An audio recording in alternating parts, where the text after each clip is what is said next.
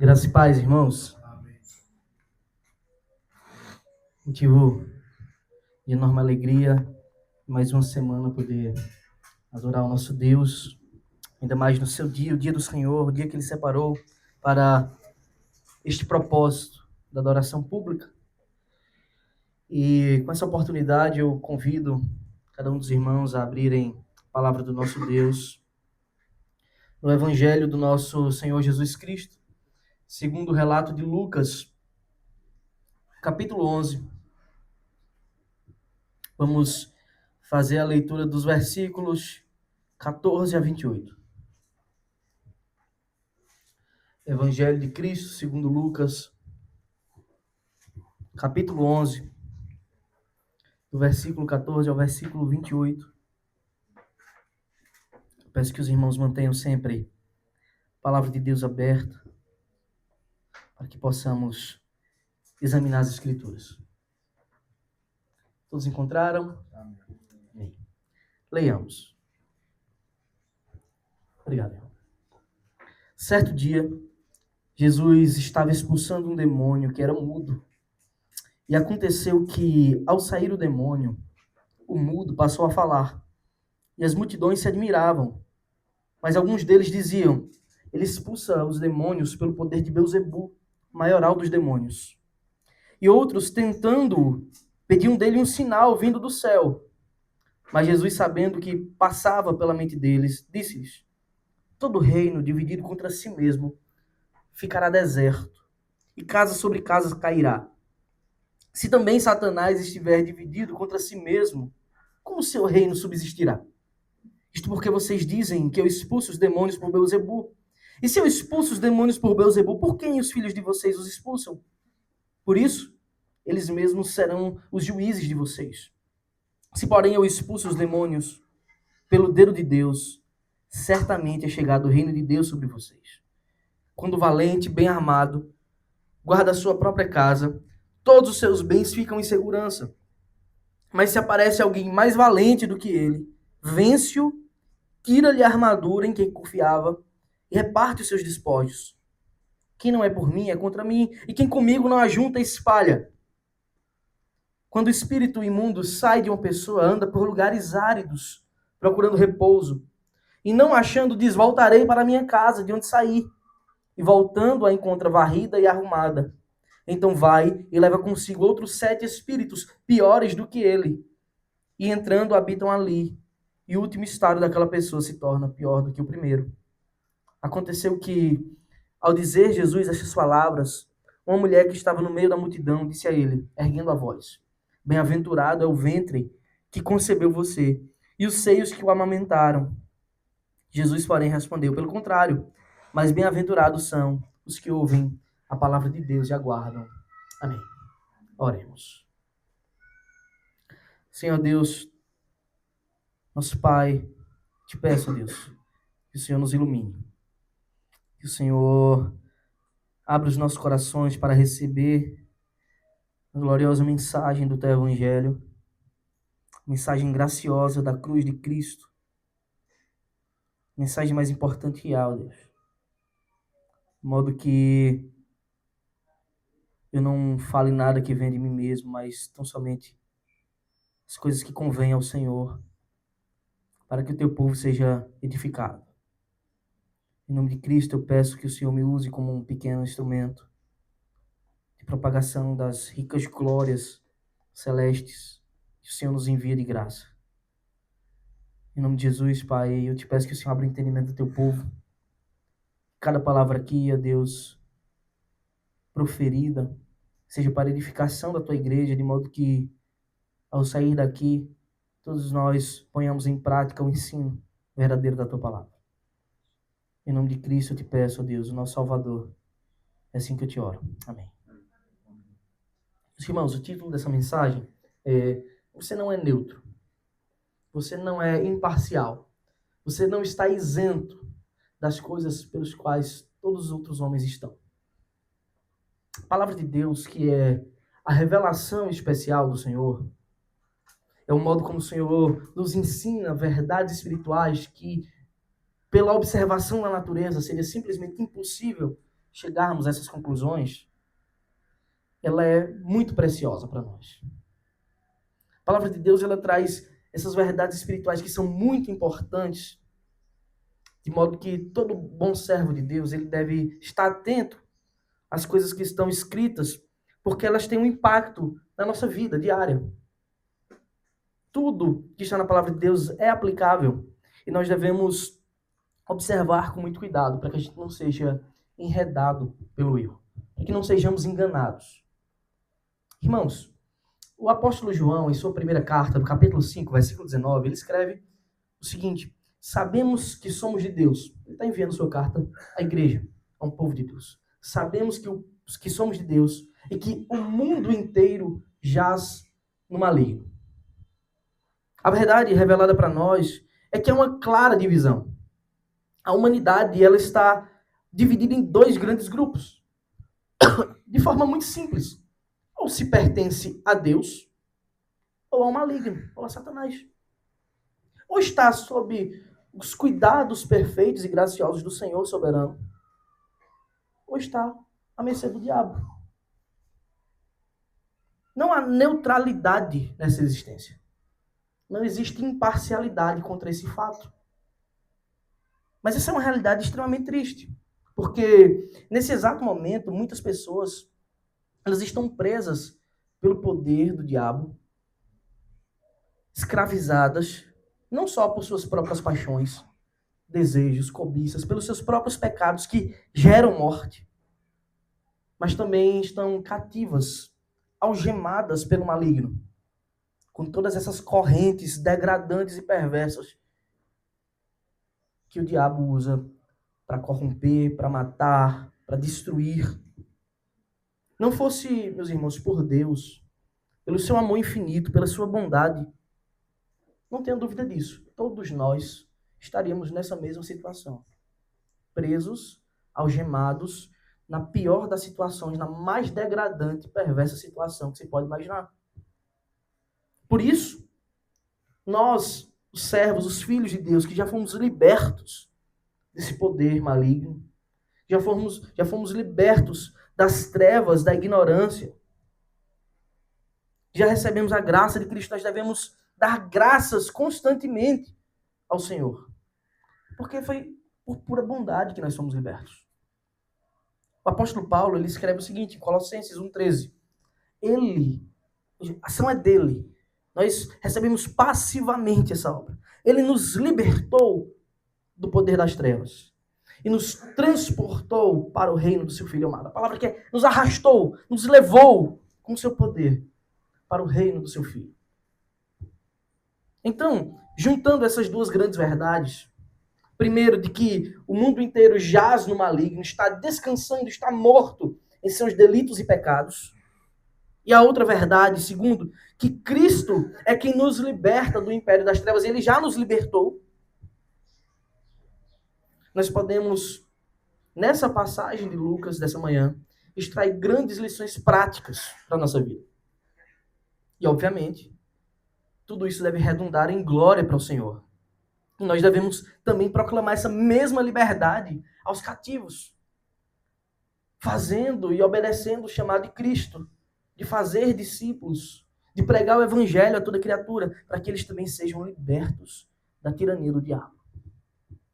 Vejamos quão séria é esta batalha, literalmente uma batalha espiritual, e como nós devemos aprender depressa o que Paulo nos ensina em 2 Coríntios. Paulo diz assim, em 2 Coríntios, capítulo 10, de 3 a 5. Porque embora andemos na carne, não lutamos segundo a carne. Porque as armas da nossa luta não são carnais, mas poderosas em Deus para destruir fortalezas. Destruímos raciocínios falaciosos, ou seja, as mentiras, os erros, as heresias e toda a arrogância que se levanta contra o conhecimento de Deus. E levamos cativo todo pensamento à obediência de Cristo. É isso que devemos fazer. Essa luta que não é pela força da carne, mas pelo Senhor, pela oração, com fé verdadeira, constantemente. Nós devemos levar o nosso pensamento e os dos outros cativos a quem? Cativos à escravidão, à prisão. Mas se ele for cativo de Cristo, essa prisão é verdadeira liberdade. Porque aquele que conhece a liberdade, esse de fato é livre. Em nossa passagem de hoje, nós veremos como Lucas ele narra Cristo no centro dessa verdadeira batalha espiritual. E grandes ensinamentos são dados para nós nessa passagem. Vamos dividir em 3 pontos. Primeiro, o Messias ele veio ao mundo e aqueles que deviam reconhecê-lo por conhecerem as evidências da sua vinda foram os mesmos que prontamente o rejeitaram. Segundo, no que diz respeito ao reino de Deus, não há imparcialidade. Ou você progride com Cristo, ou você regride com o diabo. E terceiro, a maior bênção, a maior bem-aventurança, a maior felicidade é aquela na qual o servo de Deus ouve as palavras de Cristo e obedece. A maior felicidade que há, a maior bênção, não são as materiais, não são as físicas, as emocionais. A maior bênção é ter o próprio Cristo como seu Senhor. Então, em primeiro lugar, temos Jesus, o Messias rejeitado. Lucas, ele inicia essa narrativa temática do ministério de Cristo. Nós temos pregado Lucas, e os irmãos sabem que a gente tem feito isso de forma expositiva e sequencial. Chegamos agora nessa metade do capítulo 11, então significa dizer que a gente já avaliou os capítulos anteriores, versículo por versículo. Nós já temos mais de 10 meses pregando o Evangelho de Lucas. E Lucas ele tem uma característica na sua escrita. De vez em quando ele coloca uma narrativa temática. Ele não segue necessariamente a cronologia do ministério de Cristo. E essa é mais uma dessas passagens que provavelmente ocorre quando Jesus estava no período que ele passou pela Galileia pregando. E essa narrativa ela também ocorre nos outros evangelhos sinóticos, certo? Mateus e Marcos. Então, nos versículos 14 a 16 está escrito o seguinte. Certo dia, Jesus estava expulsando um demônio. Isso era um ato comum de Cristo em seu ministério, era uma evidência do seu poder. Jesus estava expulsando um demônio que era mudo. E aconteceu que, ao sair o demônio mudo, o mudo passou a falar. E as multidões se admiravam, claro. Um feito incrível, glorioso.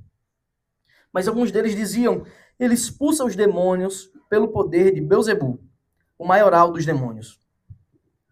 E outros, tentando, pediam dele um sinal vindo do céu. Então, já no começo dessa passagem, a gente já tem verdades importantíssimas para nós. Primeiro, temos como o mestre sempre age. Jesus está agindo em favor de uma pessoa que estava vivendo a vida em uma condição simplesmente lastimável, terrível, degradante, humilhante. E de fato é isso que o diabo faz. Ele humilha e mata. E algumas vezes, aqui nós tratamos de como o diabo é sujo. Nós já vimos outras passagens que falam sobre Cristo libertando possessos. A sua forma de escravizar, a forma que o diabo usa para prender, algemar as pessoas por meio das possessões, realmente é algo terrível. Tornar uma pessoa cativa a ponto dela não ter o controle sobre a sua própria fala, a ponto dela não ter o controle sobre os seus próprios membros, sobre a sua própria existência, ser como uma marionete nas mãos do ser mais asqueroso que há. Lucas acrescenta que esse demônio era um demônio mudo. Ele fazia aquele homem ficar mudo, perder a fala. Isso significa que aquele homem era incapaz até de pedir ajuda, de clamar por ajuda. Porque é isso que o diabo faz. Ele aliena a pessoa totalmente de Cristo. Nessa mesma narrativa, o evangelista Mateus, ele acrescenta que aquele demônio maldito, ele não era só mudo, mas ele também era cego e fazia aquele homem ficar cego. Então temos Cristo, o que é o mais valente de todos, e expulsa aquele demônio. Ele faz isso com o simples poder da sua palavra. Soberano e absoluto poder da sua palavra. E restitui alguma dignidade àquela criatura, aquele homem que estava sem ver, sem falar. Isso não acontece apenas porque Jesus tem poder, tá, irmãos? Jesus não expulsou aquele demônio do homem apenas porque ele queria demonstrar que ele podia, mas porque, de fato, ele é perfeitamente bom, amoroso e se compadece das pessoas. Compaixão essa que ele ensina para que nós andemos também nessas mesmas pisadas para com o próximo. Então, até aqui não há novidade. O diabo é totalmente sujo. E o nosso Deus, o nosso Senhor, totalmente bom e amoroso e poderoso. Mas o que ocorre na cena, na continuação dessa cena, é algo novo, que Lucas ainda não tinha narrado em outras passagens que ele relata possessões. O que acontece agora é uma das coisas mais terríveis, uma das reações mais terríveis que pode ser encontrada na vida de um ser humano. Na verdade, há dois tipos de reação que Lucas descreve. Uma excelente e outra terrível. No versículo 14 é dito que muitas pessoas daquela multidão se admiravam pelo que Jesus tinha feito. Pela libertação que Jesus tinha entregue na vida daquele homem. Porém, no versículo 15, está relatado o que nós conhecemos como a blasfêmia contra o Espírito Santo.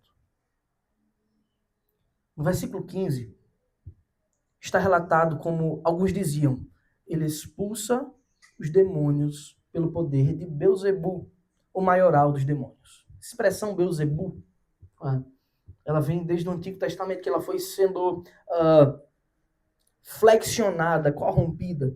Ele vem de Baal, depois vira Baal-Zebub, aí vira Belzebu. E Baal era um deus ímpio, pagão dos filisteus, povo inimigo dos israelitas. E aqueles homens começam a dizer, olha, ele está expulsando esses demônios pelo poder de Belzebu.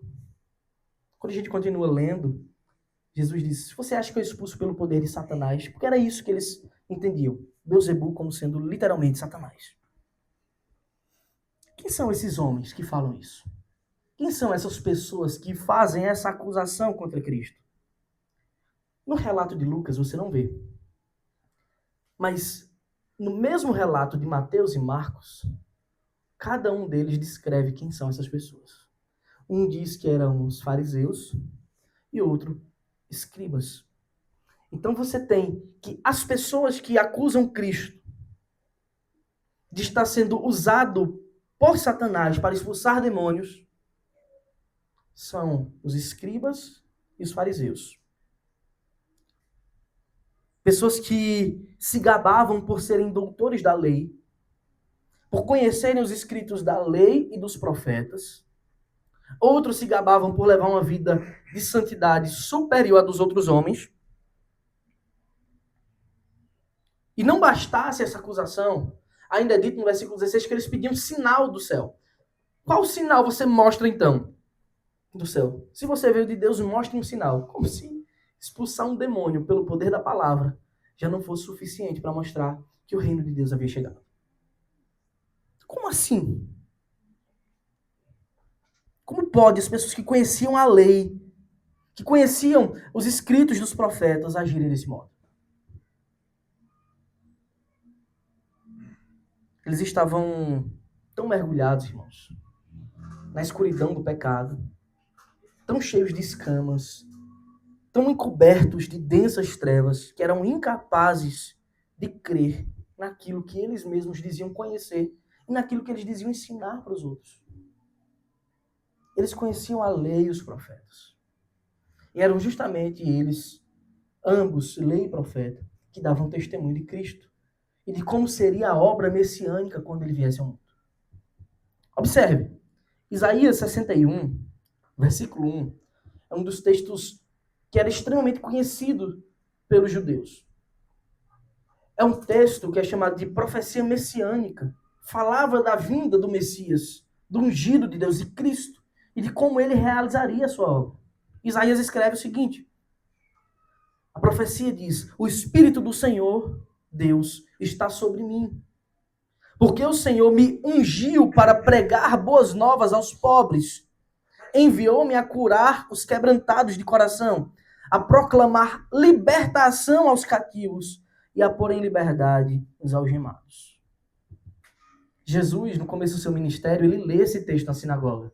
E diante de todos ele diz, hoje se cumpriu a profecia. Veja como a acusação que fazem contra o Senhor e a sua obra era um atestado da incredulidade deles. Eles conheciam os textos, mas eram incrédulos. Contra o Espírito do Senhor, o Santo Espírito de Deus, é que eles proferiam essas blasfêmias. E esse pecado nos é dito pelas Escrituras que é imperdoável. Mateus, capítulo 3, versículo 28 e 29, ele diz: em verdade lhes digo que tudo será perdoado aos filhos dos homens, os pecados e as blasfêmias que proferirem. Mas aquele que blasfemar contra o Espírito Santo nunca terá perdão, visto que é réu de pecado eterno. De modo simples, esse pecado imperdoável que aqueles homens cometeram, eles não têm perdão, irmãos. Como assim não tem perdão? Aí as pessoas começam a pensar, e se ele se arrepender, Deus vai rejeitar. É aí que está, irmãos. Esse pecado ele é imperdoável porque essas pessoas jamais se arrependerão desses pecados. Não existe esse se eles se arrependerem. Uma vez que o arrependimento não é algo que vem do coração do homem. O arrependimento não é algo que vem da consciência do homem. A graça de Cristo, a fé e o arrependimento é uma obra do Espírito Santo. O que Cristo está dizendo é, o Espírito jamais agirá no coração deles. Então não haverá arrependimento. Não é que essas pessoas podem, um dia, ter a possibilidade de se arrepender e Deus dizer, não, você não. Essas pessoas não se arrependerão. Porque o arrependimento é uma obra de Deus no coração do homem. É uma obra do Espírito Santo. E aqueles homens agora tornaram-se réus de pecado eterno. Então, se você ainda não possui um relacionamento com Deus, se você não possui um relacionamento próximo com Cristo, se você ainda não experimentou desse amor propriamente dito, hoje é o dia. Ele é o único que pode curar. Ele é o único que pode libertar, quebrar toda e qualquer algema, quebrar toda e qualquer prisão e trazer liberdade aos cativos. Ele é o único e grande valente que pode romper as cadeias. Somente Cristo pode fazer isso. E Jesus responde para aqueles homens. Ele dá uma resposta lógica até. Ele expõe o erro e a incredulidade deles. Uma vez que eles eram os mais dotados de conhecimento, que mais deveriam perceber que o Messias chegou, porque toda a sua obra, cada um dos detalhes ministeriais realizados por Cristo, atestavam a profecia de Isaías e tantas outras, de que o Messias havia chegado. Mas eles se fizeram cegos para essa verdade.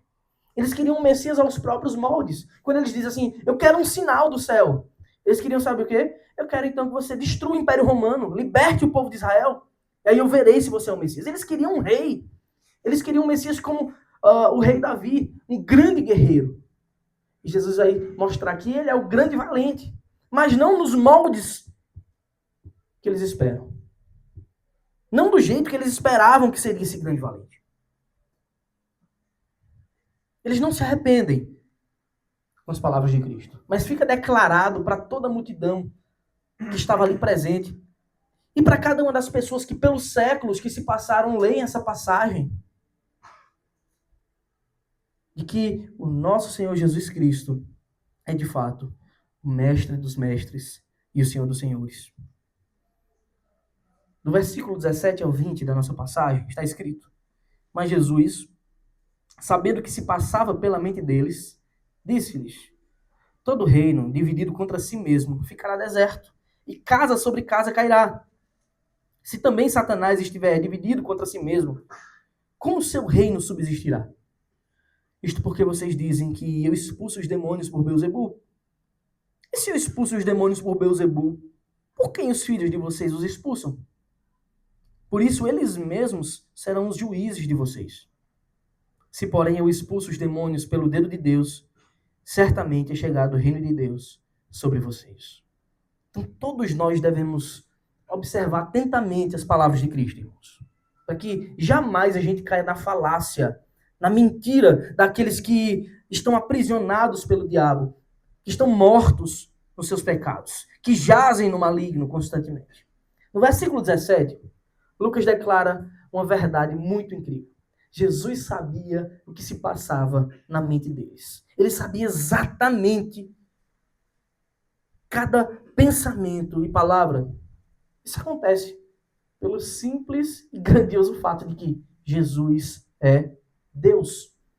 E mesmo tendo sido feito carne, os seus atributos infinitos e imutáveis, seus atributos perfeitos continuam intactos.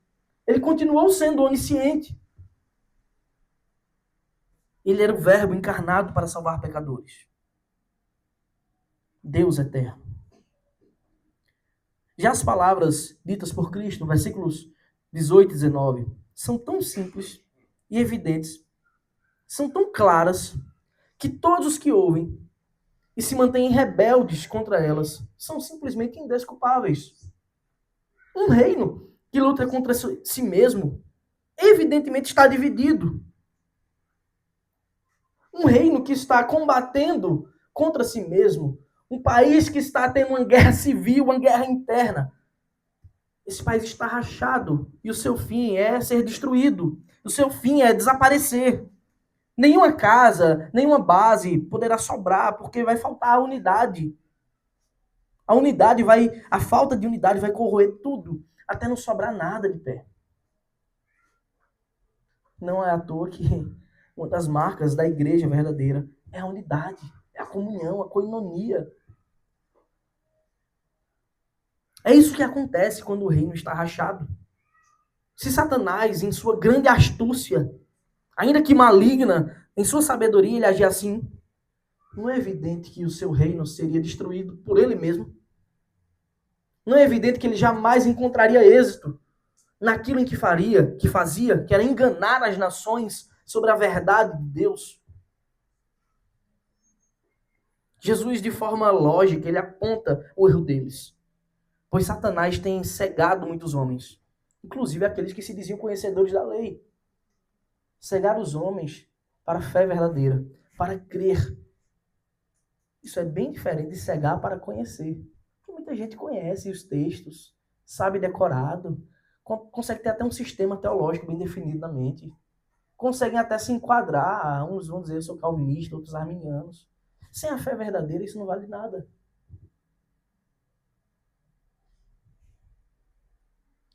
Aqueles homens, eles estavam perdidos por conta do próprio pecado.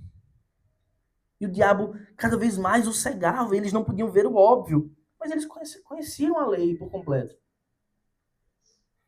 Só que mesmo conhecendo, mesmo presenciando a concretização das promessas, a plenitude dos tempos, onde Deus fez todas as coisas convergirem para Cristo, como Paulo escreve aos Efésios, de forma única e evidente, eles foram incapazes de ver. Eles foram incapazes de compreender.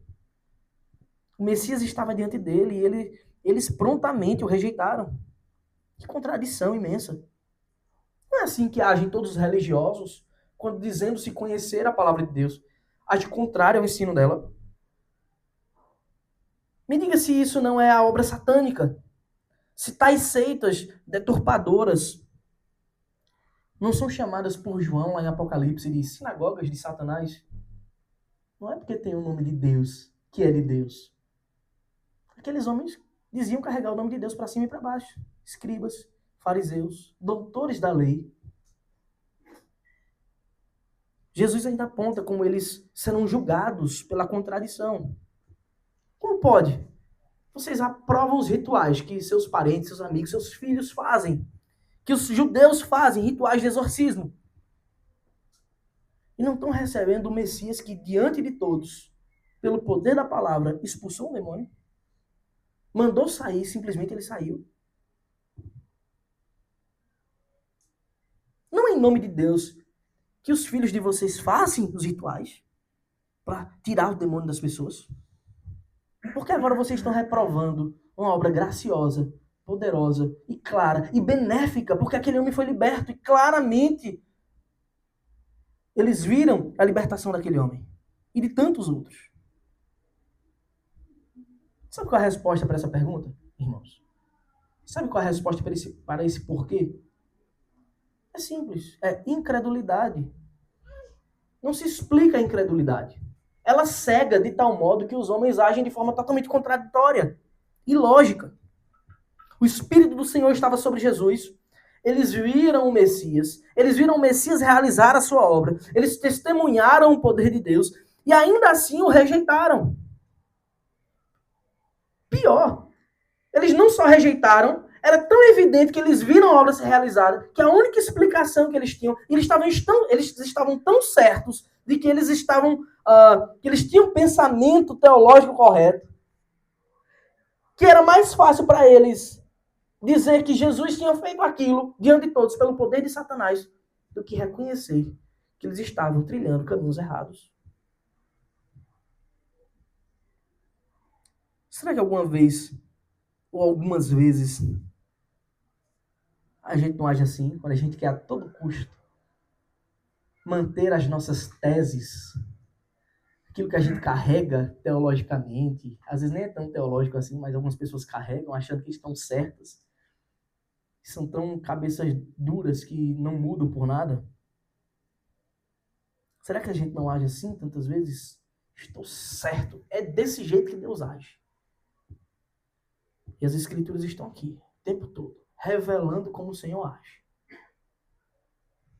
Não, é do meu jeito. Isso é incredulidade. Isso é idolatria. Isso é você criar um Deus aos seus próprios moldes. No versículo 20, Jesus aponta para a pura e simples razão revelada nas Escrituras. Como o diabo não luta contra si mesmo, senão seu reino, obviamente, será destruído por ele mesmo. Não é evidente que essa obra que eu estou fazendo é pelo dedo de Deus? Interessante que ele usa o dedo de Deus como se fosse uma coisa mínima para os homens, mas para Deus, quer dizer, mínima para Deus, mas para os homens extremamente poderosa. Como podem vocês não enxergarem o óbvio diante dos seus olhos?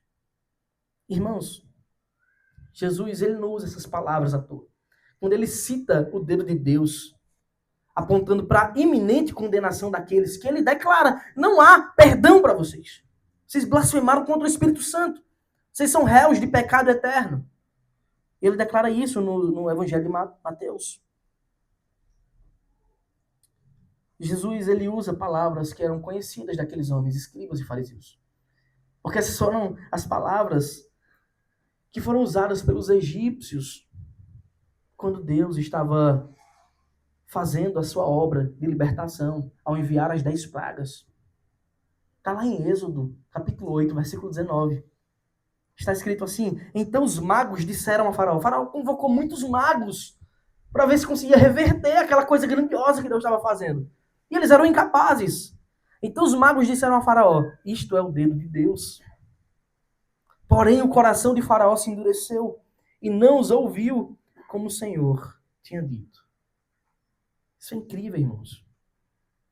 Aqui está relatado o fruto da incredulidade. O fruto da incredulidade é isso: endurecimento de coração, fúria, ódio, tapar os ouvidos para a verdade que o Senhor diz.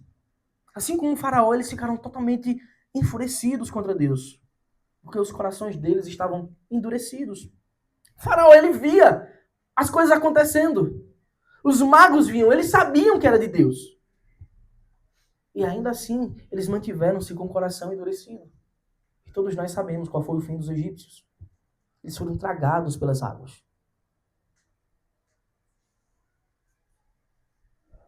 Por que corações endurecidos, irmãos? Eles estão sob o domínio do diabo. Ainda que não estivessem possessos, ainda que não estivessem com uma voz estranha, se debatendo, cegos ou mudos até, eles eram incapazes de compreender a verdade. Porque o diabo age de muitas formas. Ele enreda as pessoas de muitas maneiras. Ele escraviza de muitas formas. Tudo isso diante dos próprios olhos deles estava acontecendo. Não era um relato. Eles viram e rejeitaram.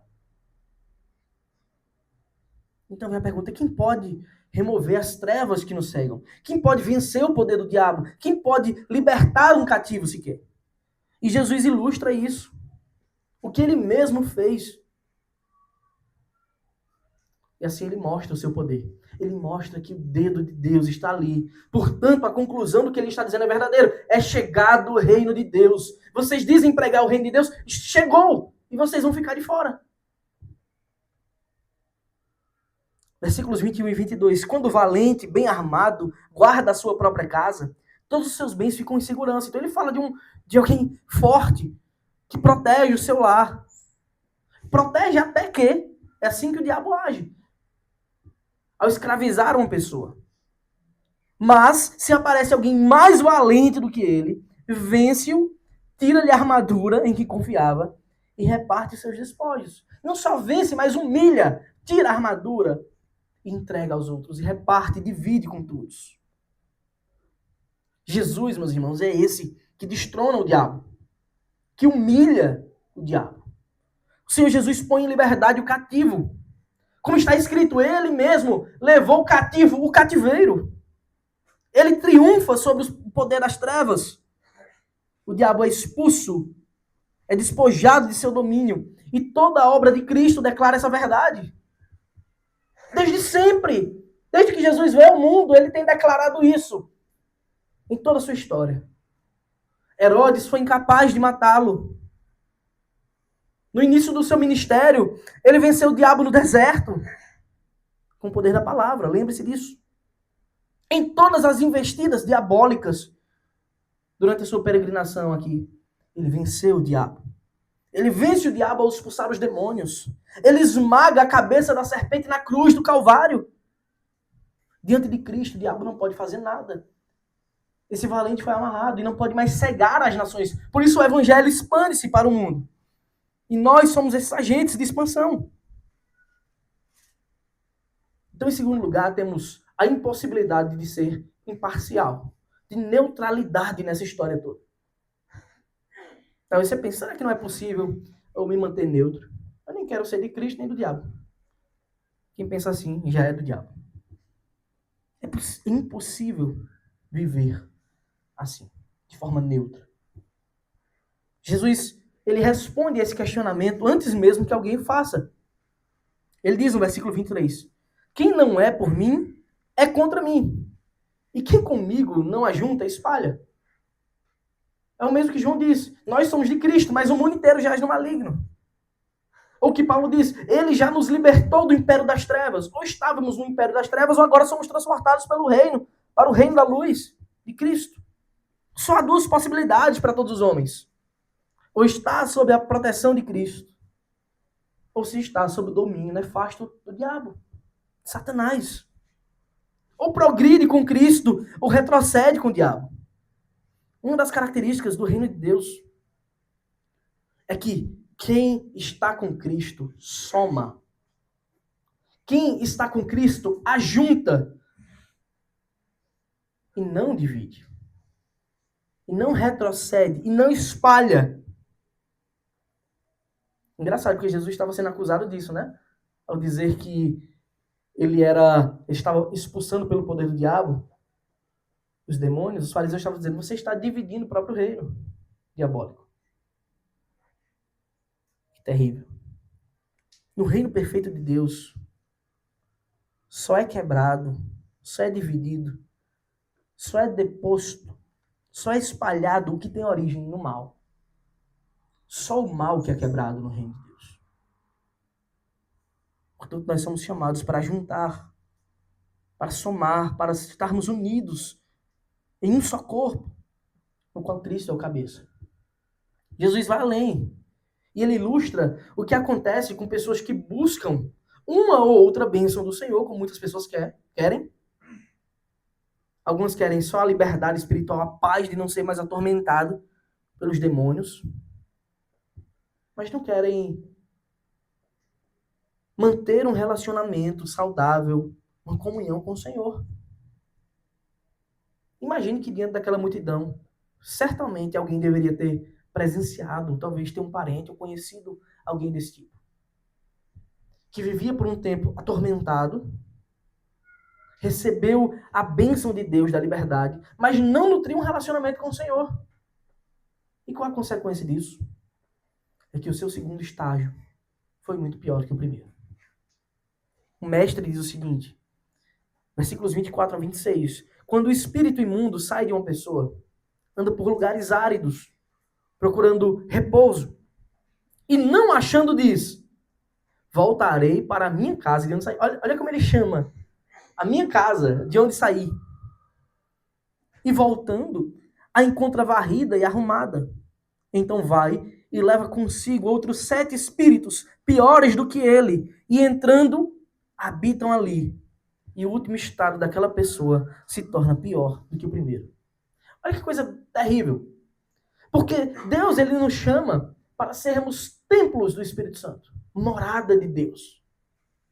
O diabo corrompe isso com as pessoas que estão distantes do Senhor, fazendo delas uma morada imunda, terrível, para corrompê-las para o mal, para escravizá-las. A obra diabólica é sempre uma deturpação, uma corrupção do bem que Deus faz. Deus cria, o diabo destrói. Deus dá vida e o diabo é o primeiro homicida. Ele é homicida desde o princípio. Ele ensina a verdade e o diabo é o pai da mentira. Ele habita para salvar e proteger, o outro para tomar posse e degradar e humilhar.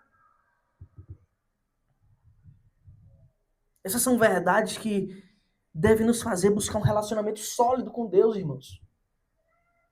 Verdadeiro com o Senhor, próximos.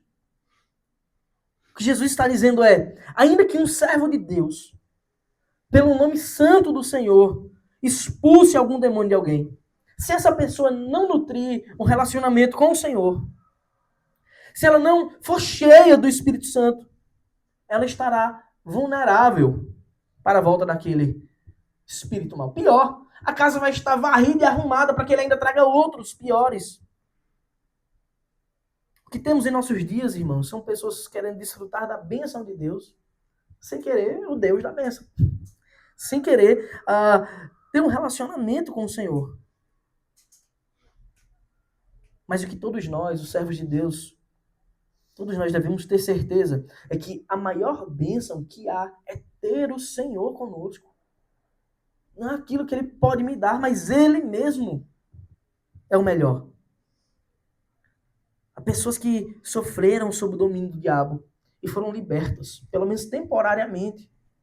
A casa foi varrida, passaram pano, limparam bonitinho, mas não foi habitada pelo verdadeiro Deus, pelo verdadeiro valente que pode protegê-la de qualquer outro. Então o que acontece é que depois eles se lembram da casa que tinham e decidem voltar. E o segundo estado desses é muito pior do que o primeiro.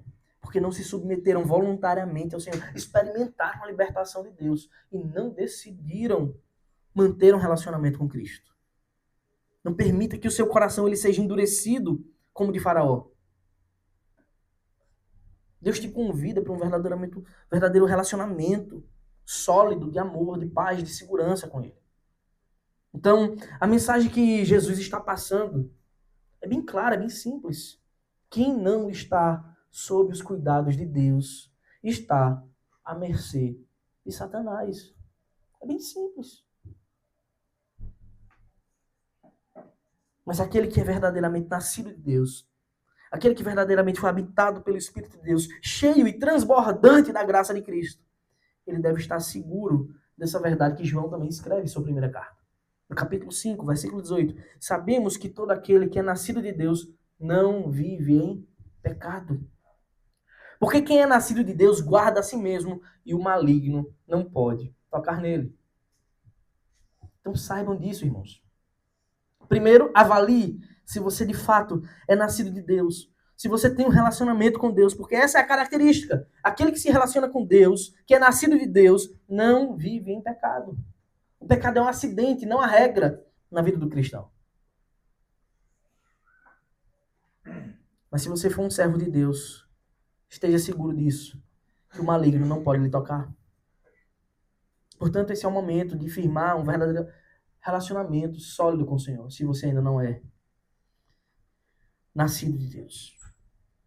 Deus já triunfou sobre a morte. Ele já triunfou sobre o diabo, sobre todas as potestades do ar. Paulo escreve em Colossenses 2,15 que, e despojando os principados e as potestades publicamente, os expôs ao desprezo, triunfando sobre eles na cruz. Cristo já humilhou as hostes malignas, espirituais, diabólicas. Diante desse poderoso sinal, um maravilhoso ensino, com autoridade que Cristo fez e com demonstração de poder, uma mulher se levanta e interrompe. Chama a atenção, estou aqui na multidão, deixa eu falar uma coisa. Em terceiro lugar, nos é revelado qual é a maior das bênçãos. E Cristo toma aquela fala dela para nos ensinar uma verdade muito grande. Aconteceu que, ao dizer Jesus estas palavras, uma mulher que estava no meio da multidão disse a ele, erguendo a voz: Bem-aventurado o ventre que concebeu você e os seios que o amamentaram. Jesus, porém, respondeu: Pelo contrário, mais bem-aventurados são os que ouvem a palavra de Deus e aguardam. Então temos aqui o relato de uma serva que ficou extremamente admirada com aquele feito. Porque ali não tinham só os blasfemos. O texto começa dizendo que tinham pessoas que ficaram muito admiradas e outros que blasfemavam contra o Senhor. Ela reconheceu, irmãos, a grandiosidade de Cristo. E é isso que todo mundo que ouve a palavra de Deus, que tem o Espírito Santo agindo em seus corações, deve fazer. Reconhecer a perfeição de Cristo. E ela começou a louvar a Deus. Ela começou a louvar a Cristo. Só que ela louvou apenas com o que ela tinha naquele momento. Apenas com o que ela sabia. E ela, pensando, como é que eu posso elogiá-lo, glorificá-lo? Vou dizer, rapaz, a sua mãe deve ser muito bem-aventurada, muito feliz em tê-lo como filho, em ter gestado o Senhor, em ter amamentado o Senhor. Ter carregado o Messias em seu ventre era algo realmente abençoador, irmãos. E as palavras daquela mulher não estavam erradas, elas condizem com o relato de Lucas, no capítulo 1, versículo 42. O que Isabel disse quando vê Maria grávida? Exclamou em alta voz: Bendita é você entre as mulheres, e bendito o fruto do seu ventre. Maria tinha sido alvo de uma bênção de fato indescritível. Mas a resposta que Jesus dá para aquela mulher, ele amplia e muito essas bênçãos, e amplia para nós, os seus servos, aqueles que o amam, que ouvem a sua voz. Jesus, porém, respondeu: Pelo contrário, mais bem-aventurados são os que ouvem a palavra de Deus e aguardam. Observe que quando ele fala pelo contrário, ele não está negando o que a mulher disse. Maria foi bem-aventurada, de fato, por isso. Jesus não está dizendo, olha, ela não foi, tá? Isso fica claro pelo uso do mais, essa adição que ele faz depois. Pelo contrário, mais bem-aventurado, ou seja, mais feliz, mais abençoado são os que ouvem a palavra de Deus e aguardam. Maria foi sim bem-aventurada por ter portado o Senhor da glória em seu ventre. Mas muito mais bem-aventurado é o servo que carrega Cristo em seu coração, que tem habitando em si o Mestre, o grande valente, o Espírito Santo. E Jesus deixa muito claro como nós podemos fazer isso. Como nós podemos nos tornar participantes desta bem-aventurança, dessa bênção inefável. Na verdade, a interrupção dessa serva foi extremamente oportuna para que Jesus concluísse esse ensino. Se não é suficiente apenas ser limpo, mas também nós devemos ser habitados e nutrir um relacionamento profundo com o Senhor. Como é que podemos fazer isso? Quais são as bases desse relacionamento, os parâmetros pelos quais nós nos relacionamos com o Senhor?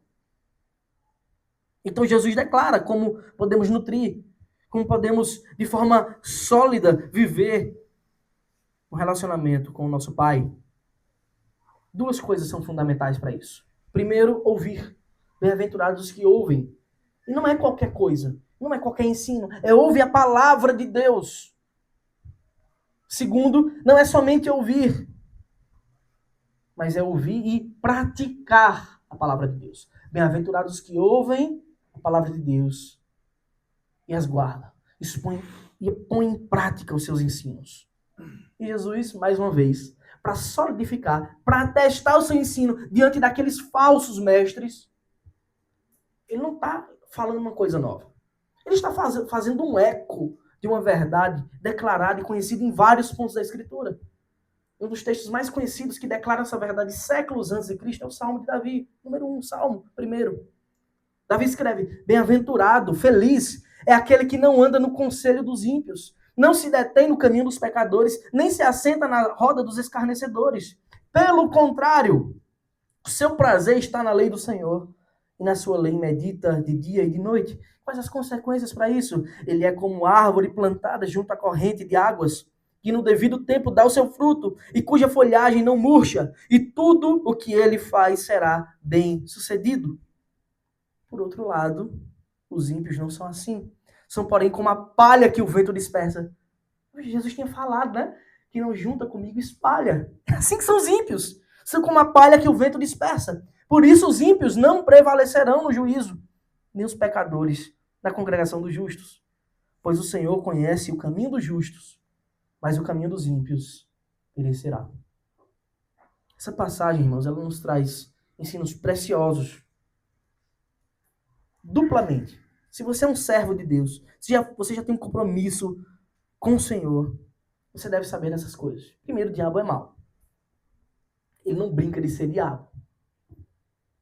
Mas com Cristo, sempre estaremos seguros.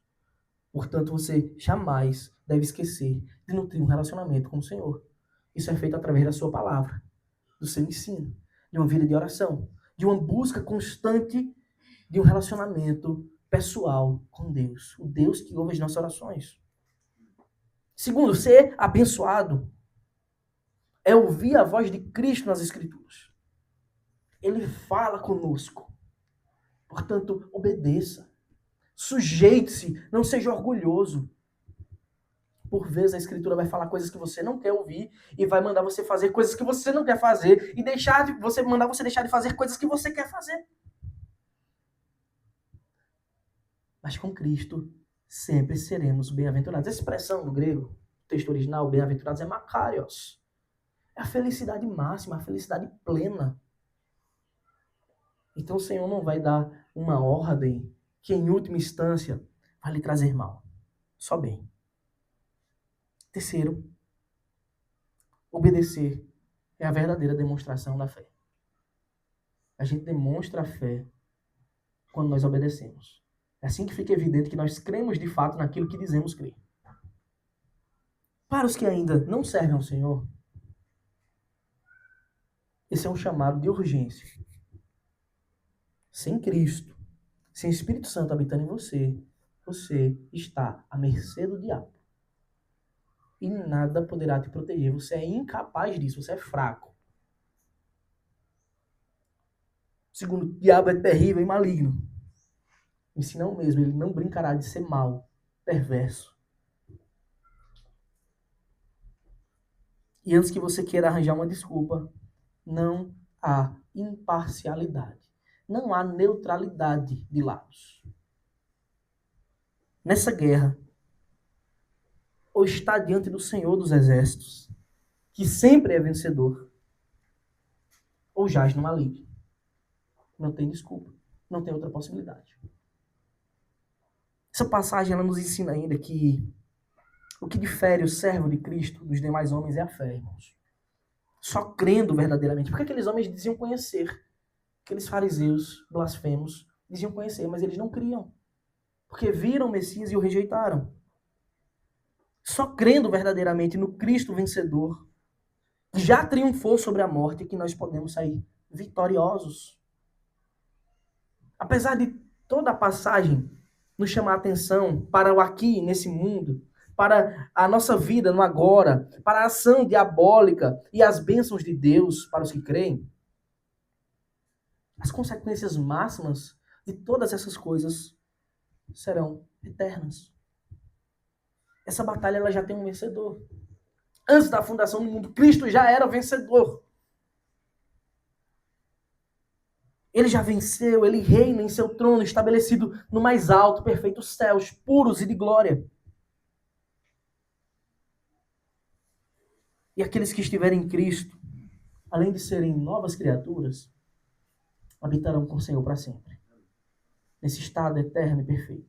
sem lágrimas, sem prantos, sem tristeza, sem dores, sem corrupções.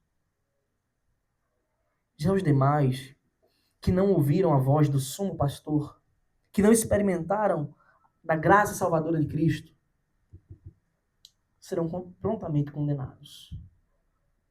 Como o salmista diz, perecerão. Portanto, hoje é o dia de escolher o seu lado. Hoje é o dia de firmar um compromisso com o Senhor. Escolhei hoje quem vocês vão servir. Mas eu e minha casa serviremos ao Senhor.